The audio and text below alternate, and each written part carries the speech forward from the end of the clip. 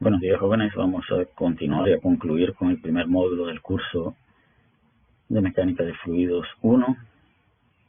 Y para concluir con las definiciones por medio de las cuales clasificamos diferentes tipos de flujo, vamos a distinguir entre flujos unidimensionales y multidimensionales.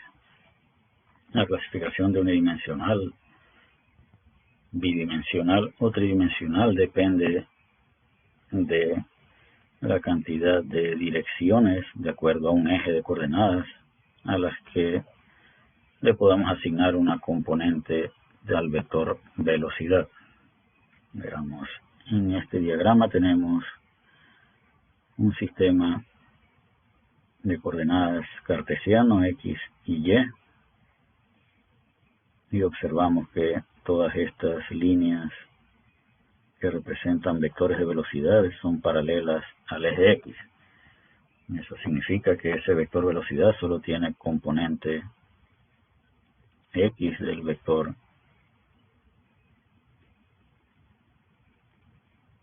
Por lo tanto, ese perfil de velocidades es unidimensional. Ahora veamos el flujo sobre esta bola de tenis. Vamos a definir acá un eje Y acá un eje X. Esto tendrá un flujo de aire que lejos de la bola de tenis podrá ser considerado unidimensional. Sin embargo, una vez nos acercamos a la bola de tenis, observamos que la trayectoria del flujo sigue estas direcciones. Si nos enfocamos en este punto, el vector velocidad debe llevar esta dirección. Por lo tanto, ese vector velocidad en esta dirección puede ser descompuesto en una componente X y una componente Y. Y si el vector velocidad puede ser descompuesto en una componente X, vector velocidad,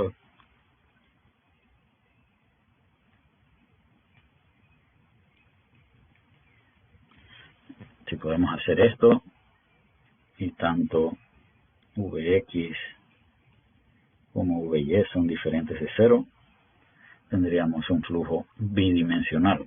Ahora, si tuviéramos una tercera componente,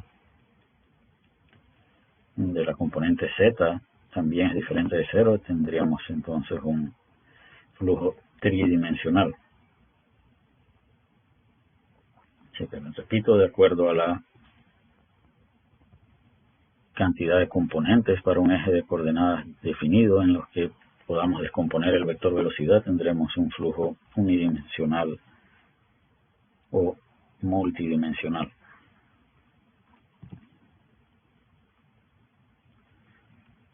Vamos a hacer algunas observaciones que son importantes para el desarrollo del curso de Mecánica de Fluidos 1. En la clase anterior distinguíamos entre flujo compresible y flujo incompresible y asociábamos esos flujos con la importancia o no de los cambios de densidad en el comportamiento del flujo. Decíamos que para los líquidos la densidad era relativamente constante y que suponer que los efectos de los cambios de densidad son pequeños o despreciables era una buena suposición. Decíamos que en los gases las densidades sí varían, pero que hasta cierto rango de velocidades comparadas con la velocidad del sonido también era posible despreciar los efectos de las variaciones de densidad sobre el comportamiento del flujo.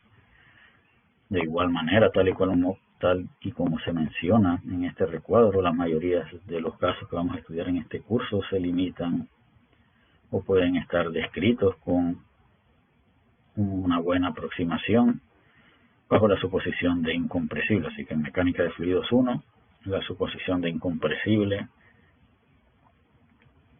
conducirá a resultados aceptables. Esto será diferente en el curso de Mecánica de Fluidos 2, donde estudiaremos por medio semestre el análisis de flujo compresible con algunas limitaciones, con algunas suposiciones, pero podremos desarrollar una idea general del comportamiento de flujo compresible. De acuerdo al recuadro, la mayoría de los procesos a estudiar en este curso son aproximados a procesos estacionarios. Ya definíamos los procesos estacionarios en la clase anterior como aquellos donde las propiedades dentro de una región de estudio no varían con respecto al tiempo. Y usábamos el ejemplo de la masa. Decíamos que en una región de flujo estacionario, cualquier masa que entrara al sistema tendría que buscar su camino de salida por otra parte de la región o por otra frontera de la región definida. Y por último, la mayoría de los casos son aproximados a procesos de flujo unidimensional, así que en la mayoría de los casos que vamos a analizar en este curso será posible asignar al vector velocidad una sola componente o componentes en una sola dirección.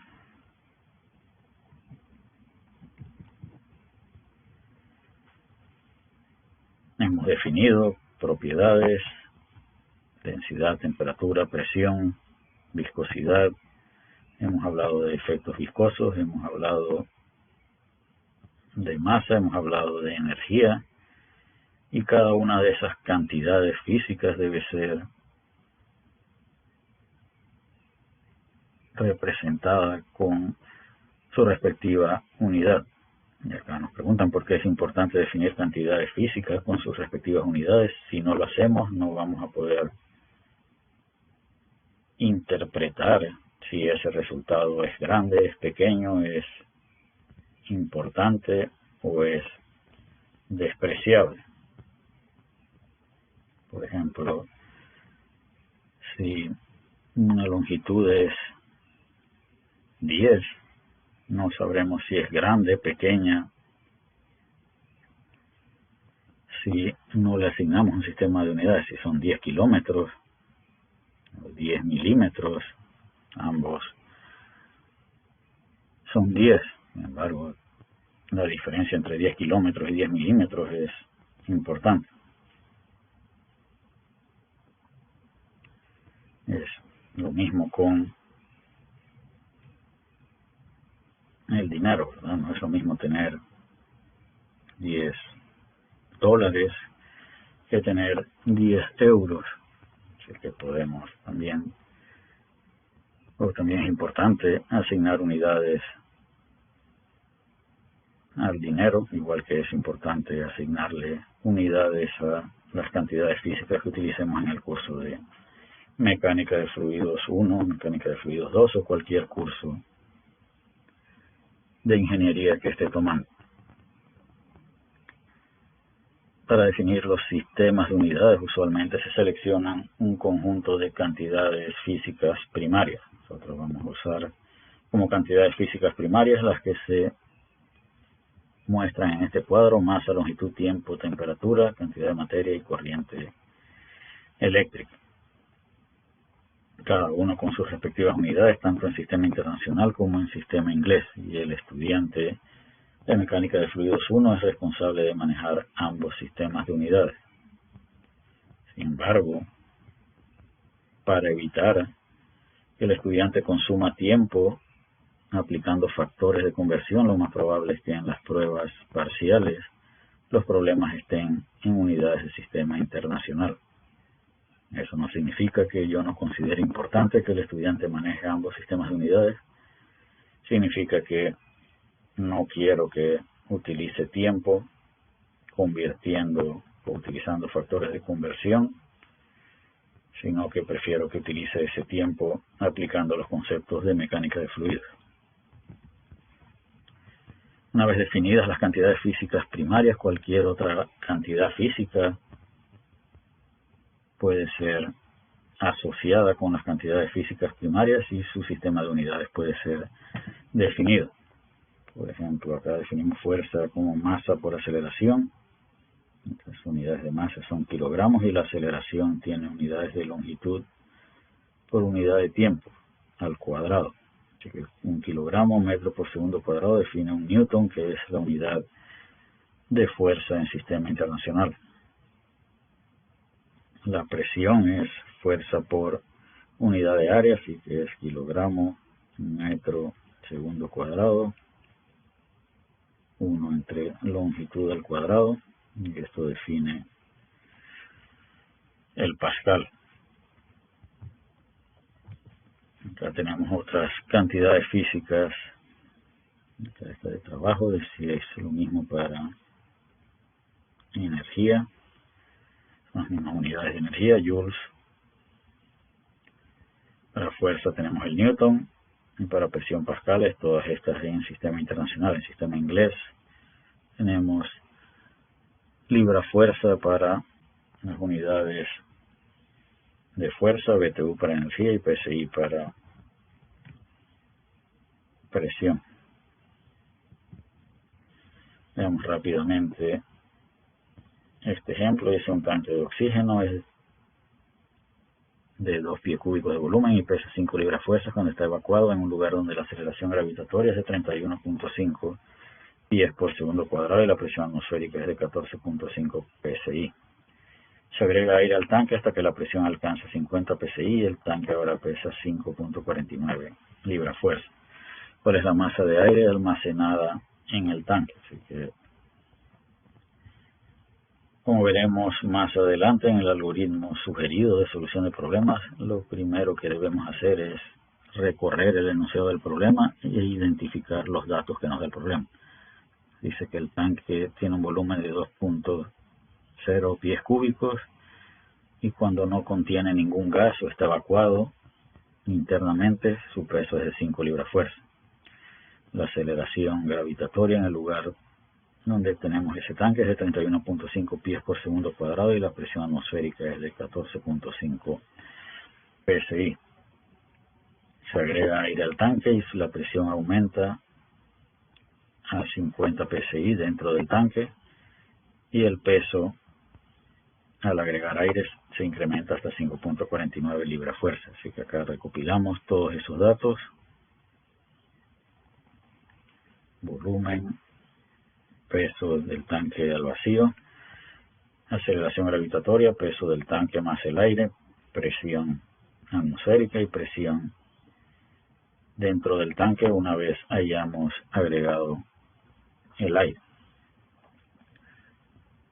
La incógnita está claramente definida en el enunciado y es la masa de aire contenida en el tanque luego de haberse agregado aire. Entonces, el siguiente paso es determinar una ecuación o una herramienta que nos permita relacionar este conjunto de datos con la incógnita que tenemos. Y sabemos que el peso está definido como masa por aceleración gravitatoria y el problema nos da peso y nos da aceleración gravitatoria, así que es sencillo utilizar esta ecuación para despejar la masa. Es la única herramienta que necesitamos. Sin embargo, el problema nos da el peso del tanque con aire, nos da un peso global, ¿sí?, al que le tenemos que restar el peso del tanque evacuado. Así que la masa de aire está asociada con el peso del aire, que es la resta del peso final menos el peso del tanque antes de que se agregue el aire. Tenemos 0.49 libras fuerzas como el peso del aire. Lo dividimos entre la gravedad y eso nos daría unidades de libra fuerza segundo cuadrado entre pie. Y eso no es una unidad común de masa. La unidad de masa en sistema inglés es la libra masa, por lo tanto tenemos que usar esta conversión que aparecía en la diapositiva anterior para convertir libra masa pie por segundo cuadrado a libra fuerza, las libras fuerzas a libra masa pie por segundo cuadrado. Y con esto obtenemos que la masa de aire es de 0.5 libra masa. En el enunciado del problema se proporciona un conjunto de propiedades. Vamos a dejar para discusión en el foro que el estudiante decida cuál de esas propiedades son extensivas y cuáles son intensivas. Así que para concluir, con el primer módulo del curso de Mecánica de Fluidos 1 vamos a presentar el algoritmo de solución de problemas que sugerimos para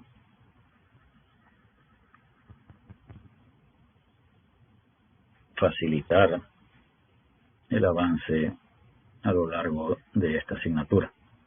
Como hicimos en el ejemplo que acabamos de resolver, lo primero que debemos hacer es leer con detenimiento y con cuidado el enunciado del problema y en él identificar cuáles son los datos que proporciona el problema e identificar cuál es la incógnita del problema.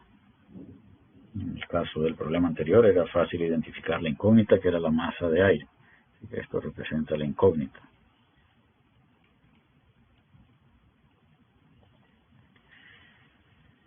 En la clase anterior hablábamos de enfoque euleriano, enfoque lagrangiano, definición de regiones.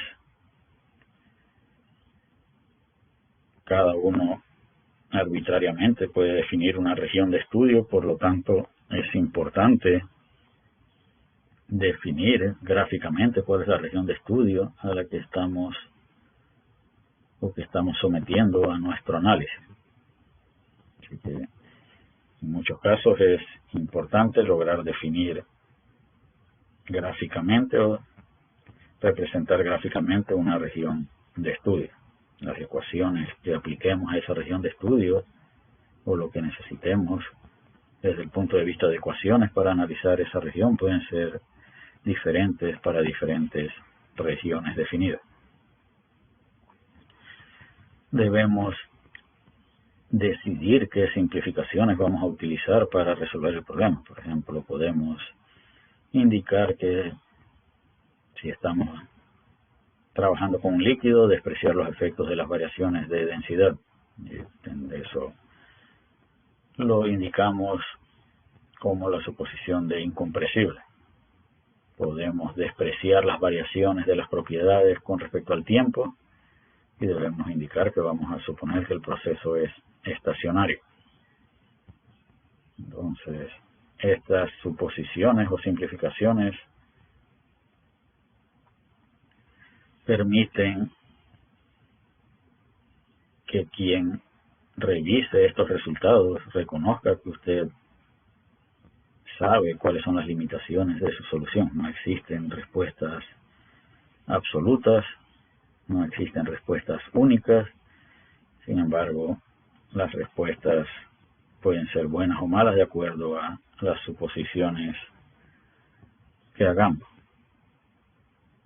Así que cuando vayamos a seleccionar suposiciones o vayamos a simplificar un problema, debemos al menos preguntarnos qué tan buena o mala puede ser esa suposición. Por ejemplo, si tenemos el caso de una taza de café que está inicialmente a 70 grados Celsius, expuesta a un ambiente a 20 grados Celsius,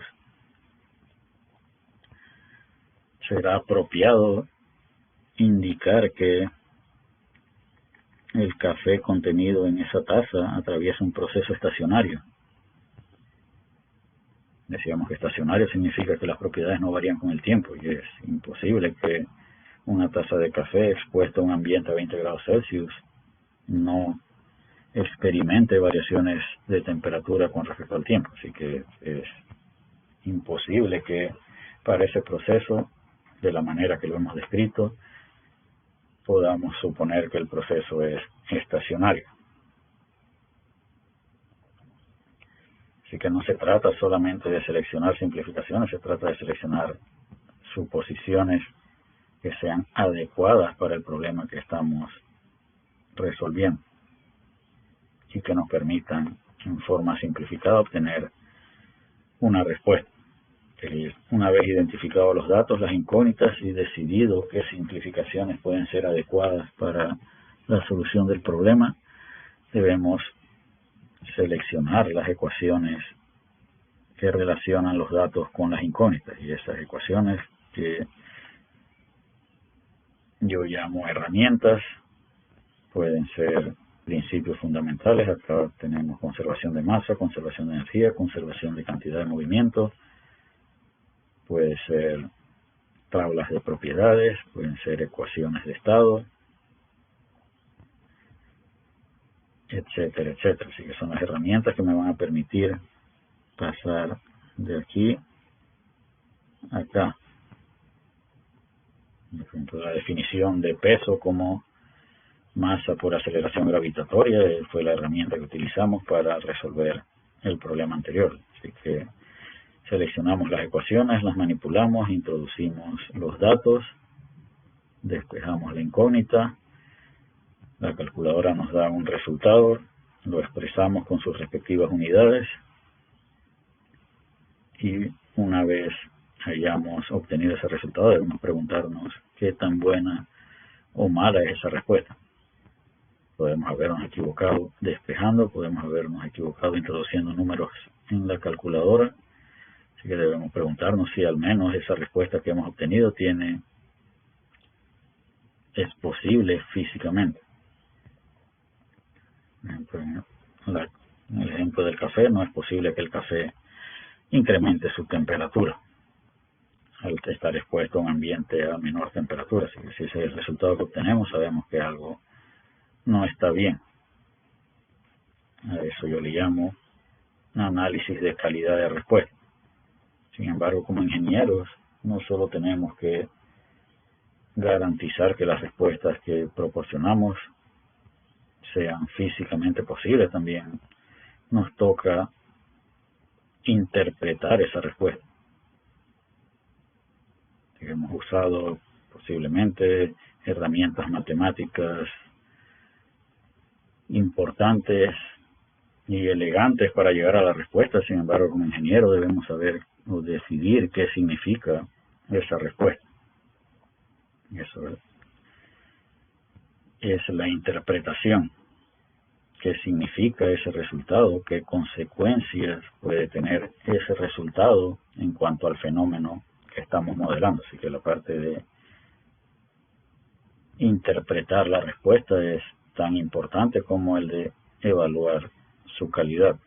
Así que usualmente el estudiante termina el problema aquí y no hace más nada. Siempre es importante preguntarse primero si la respuesta que hemos obtenido es físicamente posible y segundo, debemos tratar de indagar sobre el significado de esa respuesta en el fenómeno que estemos modelando. Y con esto damos por concluido el primer módulo del curso de Mecánica de Fluidos 1 y nuevamente los exhorto a que participen en los foros de discusión con sus consultas, con comentarios, cualquier cosa que no haya quedado claro de la lectura del texto o de lo presentado en el video debe ser aclarado a través de los foros de discusión. Así que con esto concluimos y nos vemos en el siguiente módulo.